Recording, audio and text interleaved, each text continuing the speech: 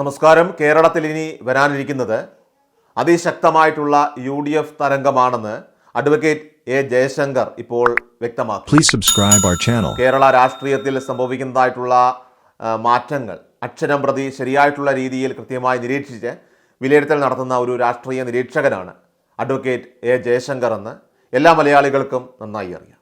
അതുകൊണ്ട് തന്നെ അദ്ദേഹത്തിൻ്റെ ഈ ഒരു വിലയിരുത്തലും പൊക്കിപ്പിടിച്ചുകൊണ്ട് തെരഞ്ഞെടുപ്പ് വിജയത്തിനായിട്ട് പണിയെടുക്കാതെ വെറുതെ ഇങ്ങനെ കയ്യും കെട്ടിയിരുന്നാലൊന്നും കോൺഗ്രസ്സിന് ജയിക്കാൻ സാധിക്കുമെന്നില്ല. ഇടതുപക്ഷത്തിൻ്റെ ഭരണം അവസാനിപ്പിച്ച് നല്ലൊരു ഭരണം അത് ഈ സംസ്ഥാനത്ത് കാഴ്ചവെക്കാൻ ഇവിടെ കോൺഗ്രസ്സിനും UDFനും കഴിയുമെന്നൊരു പ്രതീതി ഉണ്ടാക്കാനെങ്കിലും അവർക്ക് ഇനിയുള്ള നാളുകളിൽ സാധിക്കണം.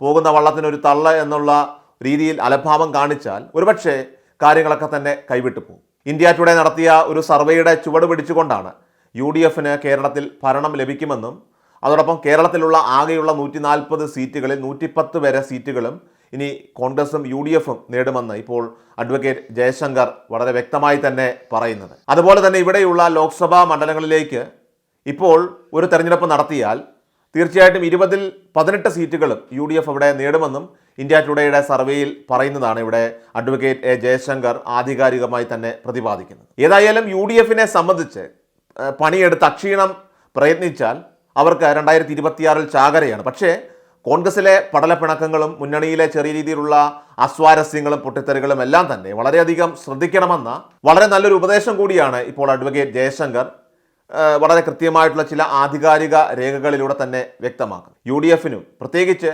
കോൺഗ്രസിനും അദ്ദേഹം നൽകിയിരിക്കുന്ന ആ ഒരു ഉപദേശവും ഇപ്പോൾ അതുതന്നെയാണ്. ആരായിരിക്കും മുഖ്യമന്ത്രി എന്ന ആ ഒരു പേരിൽ കുഞ്ഞാലിക്കുട്ടിയെയും കൂടി അദ്ദേഹം ഇവിടെ ചൂണ്ടിക്കാട്ടുന്നു.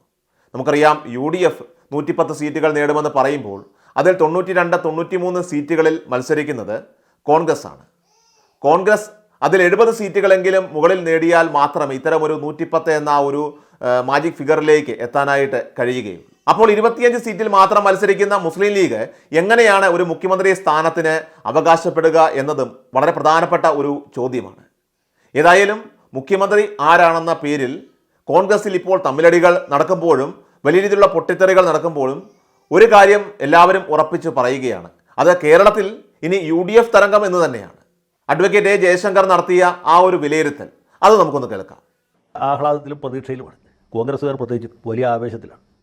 അവരുടെ ആവേശത്തിൻ്റെ കാര്യം എന്ന് വെച്ചാൽ കഴിഞ്ഞ ദിവസം ഇന്ത്യ ടുഡേ നടത്തിയ അഭിപ്രായ സർവേയുടെ റിസൾട്ട് പുറത്തു വന്നു. റിസൾട്ടല്ല, യഥാർത്ഥത്തിൽ ചില സൂചനകളാണ്. അഭിപ്രായ സർവേയിൽ കാണുന്നതൊന്നും അതുപോലെ സത്യമായി കൊള്ളുന്നില്ല, പക്ഷേ അത് ചില സൂചനകൾ നൽകും എന്നുള്ളത് വ്യക്തമാണ്. ഇപ്പോൾ ഇവർ നൽകുന്ന സൂചന അനുസരിച്ചാണെങ്കിൽ ഇപ്പോൾ കേരളത്തിൽ തെരഞ്ഞെടുപ്പ് നടത്തിയാൽ UDFന് വലിയ മേൽക്കൈ ലഭിക്കും. അവരുടെ കണക്ക് പ്രകാരം പാർലമെൻറ്റിലേക്കാണെങ്കിൽ 18 സീറ്റ് UDF ജയിക്കും. കഴിഞ്ഞ തെരഞ്ഞെടുപ്പിലുണ്ടായ അതേ റിസൾട്ട് ആവർത്തിക്കും എന്നർത്ഥം. നിയമസഭയിലേക്കാണെങ്കിൽ ഏതാണ്ട് 110 സീറ്റ് വരെ, ചെറിയ റിസൾട്ടൊന്നുമില്ല, 110 സീറ്റ് വരെ UDFന് കിട്ടാനുള്ള ഒരു സാഹചര്യം നിലനിൽക്കും. LDF ദയനീയമായി പരാജയപ്പെടും എന്ന് മാത്രമല്ല BJP നില മെച്ചപ്പെടുത്തും എന്നാണ് പറയുന്നത്. ഈ അഭിപ്രായ സർവേകൾ കൃത്യമായ തെരഞ്ഞെടുപ്പ് ഫലത്തെ അല്ല സൂചിപ്പിക്കുന്നത്. ജനങ്ങളുടെ ഇടയിൽ പൊതുവേ ഉള്ളൊരു പൾസ് റേറ്റാണ് ഇവിടെ കാണിക്കുന്നത്. ജനങ്ങൾ എന്ത് ചിന്തിക്കുന്നു എന്നുള്ളതിൻ്റെ ഒരു സൂചന അതിൽ നിന്ന് കിട്ടും എന്ന് വേണമെങ്കിൽ പറയാം. ഇത് തന്നെ 100% ശാസ്ത്രീയമോ അല്ലെങ്കിൽ ഫലപ്രദമായിക്കൊള്ളുന്നില്ല. ഇപ്പോൾ കഴിഞ്ഞ ഹരിയാന തെരഞ്ഞെടുപ്പിന് മുമ്പ് ഇതുപോലുള്ള സാമ്പിൾ സർവേകൾ നിരവധി നടത്തിയതാണ്. എല്ലായിടത്തും കോൺഗ്രസ്സാണ് മുൻകൈ നിന്നത്. പക്ഷേ ആ മുൻതൂക്കം വോട്ടിന് കഴിഞ്ഞപ്പോൾ ഉണ്ടായിരുന്നില്ല. എക്സിറ്റ് പോളിൽ കണ്ട റിസൾട്ട് പോലുമല്ല, വോട്ടിന് കഴിഞ്ഞപ്പോൾ ഉണ്ടായ റിസൾട്ട് ഭയങ്കരമായിരുന്നു. മഹാരാഷ്ട്രയിലും ഏതാണ്ട് ഇതുപോലെയൊക്കെ തന്നെയാണ് സംഭവിച്ചത്. കഴിഞ്ഞ തന്നെ മുമ്പത്തെ വർഷം ഈ മധ്യപ്രദേശിലും ഛത്തീസ്ഗഡിലും ഇതുപോലെയൊക്കെ തന്നെയുള്ള റിസൾട്ടുകൾ ഉണ്ടായി. അഭിപ്രായ സർവേയിലും എക്സിറ്റ് പോളിലും ഒക്കെ കോൺഗ്രസ്സാണ് ജയിച്ചത്. പക്ഷേ വോട്ടിന് കഴിഞ്ഞപ്പോൾ BJPയുടെ സർക്കാരാണ് അധികാരത്തിൽ വന്നത്. അതുകൊണ്ട് ഈ അഭിപ്രായ സർവേ ഒന്നും അധികം വിശ്വസിക്കാൻ പറ്റിയില്ല. ഇത് റിസൾട്ട് തെറ്റിപ്പോകാൻ സാധ്യതയുണ്ട്. ഒരുപക്ഷെ CPMകാരെ തന്നെ പൈസ കൊടുത്ത് കോൺഗ്രസ്സുകാരെ കുഴപ്പത്തിലാക്കാൻ വേണ്ടി ഇതുപോലുള്ള സാമ്പിൾ സർവേ നടത്തിച്ചാകാൻ പോലും സാധ്യതയുണ്ട്. കാരണം സാമ്പിൾ സർവേയിൽ നമ്മൾ ജയിച്ചല്ലോ എന്ന് വിചാരിച്ച് കോൺഗ്രസ്സുകാർ മടിയന്മാരായതുകൊണ്ട് ആമയും മൊയിലും എന്ന കഥയിലെ മൊയിലിനെ പോലെ ഇനി കടന്നു തുടങ്ങും. ആ സമയത്ത് ആമയുടെ റോളിൽ CPMനും LDFനും ജയിച്ച് കയറാൻ ഉള്ളൊരു സാധ്യതയുണ്ട്. അങ്ങനെയുള്ള സാധ്യത പോലും തള്ളിക്കളയാൻ പറ്റിയില്ല. ഏതായാലും ഇങ്ങനൊരു സാമ്പിൾ സർവേ വന്നിട്ടുണ്ട്. 110 സീറ്റിൻ്റെ ആവേശത്തിലാണ് ഇപ്പോൾ കോൺഗ്രസ്സുകാർ പൊതുവിലുള്ളത്. BD സതീശനാണെങ്കിലും രമേശ് ചെന്നിത്തലാണെങ്കിലും ഒക്കെ സത്യപ്രതിജ്ഞ കിട്ടുമ്പോൾ വല്ല കുപ്പായം വരെ റെഡിയാക്കി വെച്ചിരിക്കുകയാണ്. എന്ന് വെച്ചാൽ കുഞ്ഞാപ്പ വിട്ടുകൊടുക്കുന്നത് നിങ്ങൾ വിചാരിക്കണ്ട, അദ്ദേഹവും ഒരു ചെറിയ പച്ച കുപ്പായം റെഡിയാക്കി വെച്ചിട്ടുണ്ട്. ആരായിരിക്കും അവസാനം കേരള മുഖ്യമന്ത്രി ആകുക എന്ന് പറയാൻ ഞാൻ ആളല്ല. ഏതായാലും UDFകാർക്ക് ആവേശം പകരുന്ന ഈ സർവേയുടെ റിസൾട്ടിനെ പറ്റി പറയുമ്പോൾ യഥാർത്ഥത്തിൽ ഈ നാട്ടിൽ ഒരു വലിയ UDF അനുകൂല വികാരമല്ല, ഒരു വലിയ LDF വിരുദ്ധ വികാരമുണ്ട് എന്നുള്ളത് സത്യമാണ്. ഭരണവിരുദ്ധ വികാരം എന്ന് പറയുന്നത് കൂടുതൽ ശരി, LDFനോടല്ല. നമ്മുടെ കാരണഭൂതൻ നയിക്കുന്ന രണ്ടാം മന്ത്രിസഭയോട് ജനങ്ങൾക്ക് പൊതുവെ ഒരു വിപ്രതിപത്തിയുണ്ട്. 5 കൊല്ലം ഭരിച്ച സർക്കാരിനോട് ന്യായമായിട്ട് ജനങ്ങൾക്ക് ഒരു വിപരീത വികാരമുണ്ട്. 10 കൊല്ലം ഭരിച്ച സർക്കാരാണെങ്കിൽ ഭയങ്കരമായിട്ടുണ്ടാകും. ആ ഭയങ്കരതയാണ് ഇപ്പോൾ അനുഭവിച്ചുകൊണ്ടിരിക്കുന്നത്. കാരണഭൂതനെക്കുറിച്ച് തന്നെ ആളുകൾക്ക് നല്ല അഭിപ്രായമില്ല. മന്ത്രിമാരാണെങ്കിൽ എല്ലാവരും ഒന്നിനൊന്ന് മികച്ച കഴിവ് തെളിയിച്ച ഭരണാധികാരികളായതുകൊണ്ട് ജനങ്ങൾക്ക് ഇവരെക്കുറിച്ചൊക്കെ ഭയങ്കര മതിപ്പാണ്, അതിഭയങ്കര മതിപ്പാണ്. അതാണ് സത്യം പറഞ്ഞാൽ UDFനുള്ള ഒരു സൗകര്യം. അവരുടെ മേന്മ കൊണ്ട് ജയിക്കണമെന്നില്ല. അവരുടെ മേന്മ ഇവിടെ ഒരു വിഷയമേ അല്ല, മറിച്ച് ഇവരുടെ ഭരണത്തിൻ്റെ മേന്മ അത് ഓരോ മലയാളിക്കും അനുഭവവേദ്യമാണ്. സകല സാധനങ്ങളുടെ നികുതി വർദ്ധിപ്പിച്ചിരിക്കുകയാണ് നമ്മുടെ മഹാനായ ധനകാര്യമന്ത്രി ബാലഗോപാലൻ. പിന്നെ മനുഷ്യ ജീവിതം ഏതാണ്ട് അസാധ്യമാക്കി തീർത്തിട്ടുണ്ട്. കാരണഭൂതൻ്റെ കീഴിലുള്ള പോലീസ്, ഗുണ്ടാ സംഘങ്ങൾ, മാഫിയകൾ ഒക്കെ അവരുടെ പ്രവർത്തനം വളരെയധികം വിപുലീകരിച്ചിരിക്കുകയാണ്. ചുരുക്കി പറഞ്ഞാൽ മനുഷ്യൻ ജീവിക്കാൻ യാതൊരു നിവൃത്തിയില്ലാത്ത അവസ്ഥയിൽ തിരിക്കുകയാണ്. അതിന് പുറത്താണ് വിദ്യാഭ്യാസമില്ലാത്ത വിദ്യാഭ്യാസ മന്ത്രി, സാംസ്കാരമില്ലാത്ത സാംസ്കാരിക മന്ത്രി, മറ്റ് മന്ത്രി പുങ്കവന്മാരും നടത്തിക്കൊണ്ടിരിക്കുന്ന ഭയങ്കരമായ ഭരണാഭാസം. അപ്പോൾ ഏത് നിലക്കും ഇനി വോട്ടിംഗ് മെഷീൻ കൊടുത്ത് വെക്കേണ്ട താമസമുള്ളൂ. കോൺഗ്രസ്സുകാർ ഒരു പ്രവർത്തനം നടത്തണ്ട, നോമിനേഷൻ കൊടുത്ത് വീട്ടിലിരുന്നാൽ മതി, ജനങ്ങൾ വോട്ട് ചെയ്ത് ജയിപ്പിക്കും എന്ന അവസ്ഥയിലാണ് കാര്യങ്ങൾ നിൽക്കുന്നത്. കാരണഭൂതൻ കേരള സംസ്ഥാനം ഭരിച്ച് മുടിപ്പിച്ച് നിർമൂലമാക്കിയിട്ട് പോകുള്ളൂ എന്ന് ശപഥം ചെയ്തിരിക്കുകയാണ്.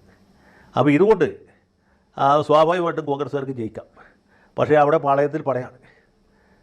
ഒരാൾ മുഖ്യമന്ത്രി ആവുമോ എന്ന് പേടിയിൽ ബാക്കിയുള്ളവർ എല്ലാവരും ഉറക്കമൊഴിഞ്ഞ് കാത്തിരിക്കുകയാണ്. ഒരാളുടെ കാലം പിടിച്ച് വലിക്കാൻ മറ്റുള്ളവരുടെ കാലം പിടിച്ച് വലിക്കാൻ ഇവർ. അങ്ങനെ വലിയ തമാശകൾ അവിടെ അരങ്ങേറിക്കൊണ്ടിരിക്കുകയാണ്. പിന്നെ എന്താണ്, സാമുദായിക ധ്രുവീകരണം ഉണ്ടാക്കാനുള്ള അവസാന ശ്രമത്തിലാണ് CPM. അതിനുള്ള കളികൾ വേറെ കൂടി നടന്നുകൊണ്ടിരിക്കുന്നു. വഖഫ് നിയമ ഭേദഗതി പോലുള്ള തമാശകൾ. ഇന്ത്യ ടുഡേ പോലും പറയുന്ന ഒരു കാര്യമുണ്ട്, BJP നില മെച്ചപ്പെടുത്തുകയാണ്, CPMൽ നിന്ന് ചോരുന്ന വോട്ടുകൾ BJPയിലേക്കാണ് പോകുന്നത് എന്നൊക്കെ. അപ്പോൾ ഇതൊക്കെ എവിടെ ചെന്ന് അവസാനിക്കും എന്ന് പറയാൻ ഞാൻ ആളല്ല. പക്ഷേ ഭരണവിരുദ്ധ വികാരം സംസ്ഥാനത്ത് വളരെ ശക്തമാണ്. ഈ ഭരണത്തെക്കുറിച്ച് 2 പേർക്ക് മാത്രമേ നല്ല അഭിപ്രായമുള്ളൂ. ഒന്ന് മുഖ്യമന്ത്രി പിണറായി വിജയനാണ്, മറ്റദ്ദേഹത്തിൻ്റെ മരുമോൻ മുഹമ്മദ് റിയാസിനാണ്. ബാക്കി സകല ആളുകൾ ഈ ഭരണം കേരള സംസ്ഥാനം ഇന്ന് വരെ കണ്ടതിൽ ഏറ്റവും തല്ലിപ്പൊളിയാണ് എന്ന അഭിപ്രായമുള്ളവരാണ്, മന്ത്രിമാരും ഉൾപ്പെടെ. അവർക്കത് പറയാൻ നിവൃത്തിയില്ല, പറയാൻ ധൈര്യമില്ല എന്ന് മാത്രമേ ഉള്ളൂ. പക്ഷേ ജനങ്ങൾ പോളിംഗ് ബൂത്തിൽ ചെല്ലുമ്പോൾ അവരുടെ സമ്മതിദാന അവകാശം കൃത്യമായി വിനിയോഗിക്കും എന്നുള്ള കാര്യത്തിൽ എനിക്ക് യാതൊരു സംശയമില്ല. അതിനിപ്പോൾ ഇന്ത്യ ടുഡേയുടെ ഒപ്പീനിയൻ പോലൊന്നും നമ്മൾ നോക്കേണ്ടതില്ല. അത്രയും മധുര മനോഹര മനോജ്ഞ ചൈനയിലേക്കാണ് നമ്മുടെ സംസ്ഥാനം നീങ്ങിക്കൊണ്ടിരിക്കുന്നത്.